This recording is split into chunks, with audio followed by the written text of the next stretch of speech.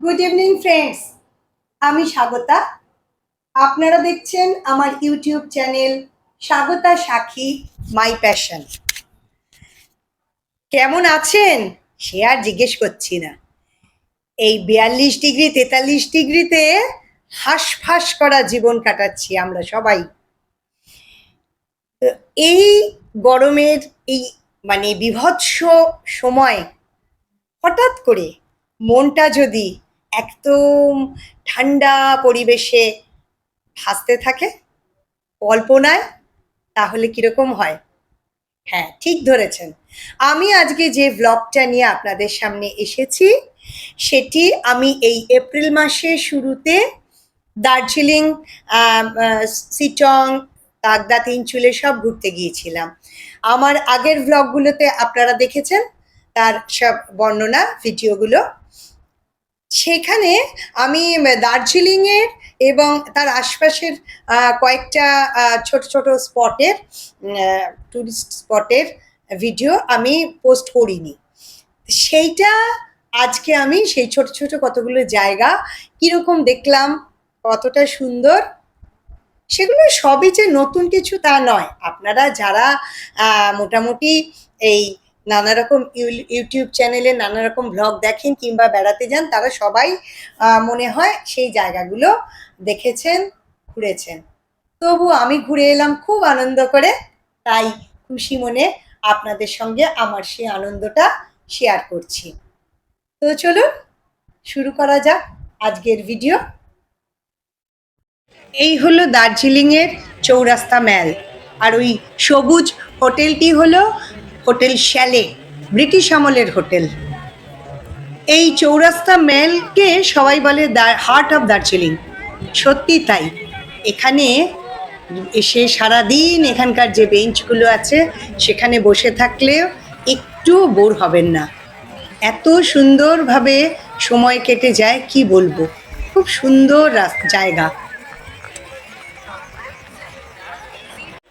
দার্জিলিংয়ে আমার অন্যতম আকর্ষণ এই টয় ট্রেন, আর খুব পছন্দের জায়গা এই বাতাসিয়া লুপ। এই টয় ট্রেনের পাহাড়ে ওঠার যে গ্রেডিয়েন্ট কমানোর জন্যে এই স্পাইরাল যে ট্র্যাক, রেলওয়ে ট্র্যাক বানানো হয়েছিল এই বাতাসিয়া লুপে।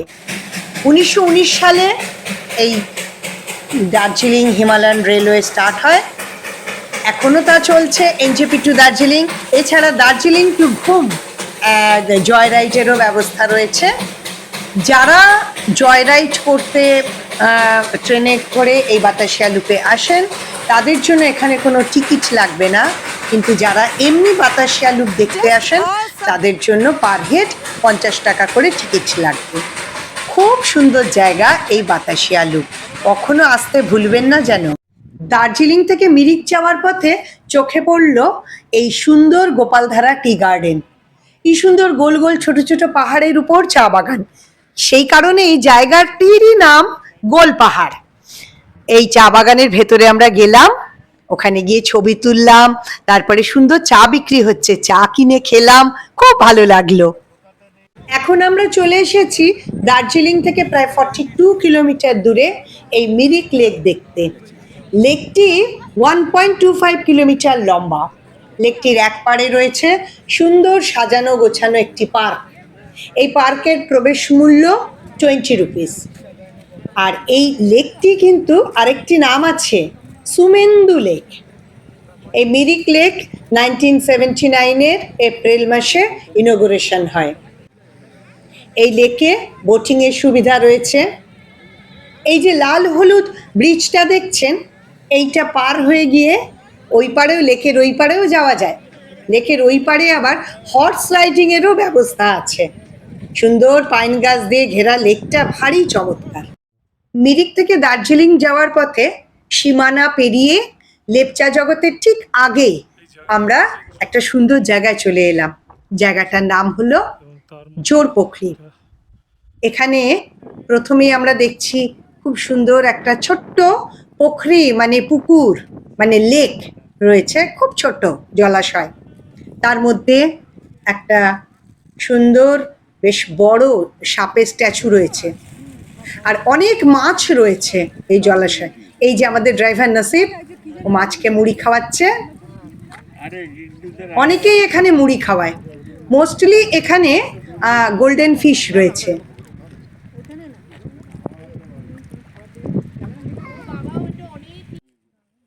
চারদিকটা সুন্দর পাইন গাছে ঘেরা, খুব শান্ত পরিবেশ। দূরে একটা মন্দির মতো দেখা যাচ্ছে, এগিয়ে গিয়ে দেখতে হবে। আর এই যে এইটা হলো জোরপোখরি হোমস্টে। এই একটা পুকুরি, আর ছোট্ট একটা পার্ক পেরিয়ে আবার এই আরেকটা পুকুরি। এই কারণে এই দুটো পুকুরি থাকায় এই সুন্দর জায়গাটার নাম জোরপোখরি। আর এই যে দূর থেকে দেখা মন্দিরটা, সত্যম শিবম সুন্দরম। ভেতরে গিয়ে দেখি, নিশ্চয়ই মহাদেবের মন্দির। এই হলো জোরপোখরির শিব পার্বতী মন্দির। দার্জিলিং থেকে ১৯ কিলোমিটার দূরত্বে সুখিয়া অঞ্চলে ৪৭০০ ফিট উচ্চতায় অবস্থিত এই মন্দির। আর এই সুন্দর সাজানো জায়গাটা, এখানে মেনটেনেন্সের একটু প্রয়োজন আছে।